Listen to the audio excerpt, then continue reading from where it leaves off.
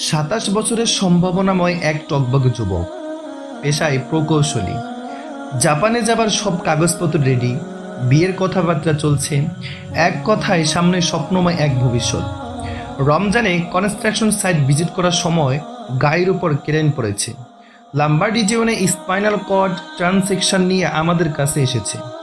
ছেলেটা বেঁচে থাকবে, তবে আর কোনোদিন শরীরের নিচের অংশ নাড়াতে পারবে না। আর কোনোদিন সে সোজা হয়ে দাঁড়াতে পারবে না। আর কোনোদিন সে সিজদা দিতে পারবে না।